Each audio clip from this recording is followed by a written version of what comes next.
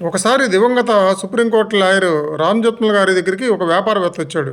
Sir, నాకు చాలా problem వచ్చింది, నా సమస్యను మీరు కనుక తీర్చగలిగితే నా కోట్లలో నష్టం తగ్గిద్ది అని చెప్తాడు. ఏంటి అని రామ్ జత్మల్ గారు అడుగుతాడు. నేను చైనాలో చాలా పెద్ద మొత్తంలో కోట్ల రూపాయల్లో చెప్పులు కొన్నాను.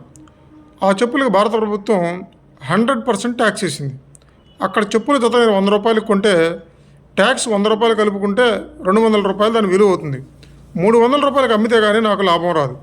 కానీ ఇండియాలో నేను తెచ్చే చెప్పుల కన్నా నాణ్యమైన చెప్పులు 250 రూపాయలకే దొరుకుతున్నాయి.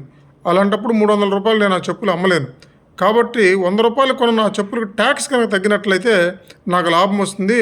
లేకపోతే ఇప్పుడు తెచ్చానంటే మొత్తం నష్టపోతాను, కొన్న డబ్బులు పోతాయి, తెచ్చిన డబ్బులు కూడా మొత్తం పోతాయండి. దీనికి ఏదైనా పరిష్కారం చెప్పగలుగుతారా అంటాడు.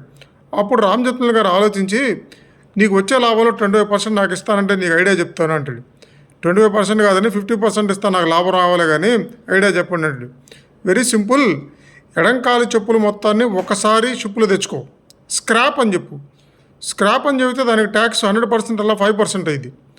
కుడికాలు చెప్పులన్నీ ఒకసారి తెచ్చుకో. ఇక్కడ మనుషులను పెట్టి ఎడంకాలు చెప్పుని కుడికాలు చెప్పుని అసెంబ్లీ చేసి పెట్టెల్లో పెట్టి అమ్మేసుకో. అప్పుడు నీకు 100% ట్యాక్స్ అలా 10% ట్యాక్స్ ఇద్దని రామ్ జత్మల్ గారు చెప్పారు. ఇలా లాజికల్గా ఆలోచిస్తే చాలా క్రిటికల్ సమస్యలు కూడా పరిష్కారాలు దొరుకుతాయి. లాజికల్గా ఆలోచించడం నేర్చుకోండి.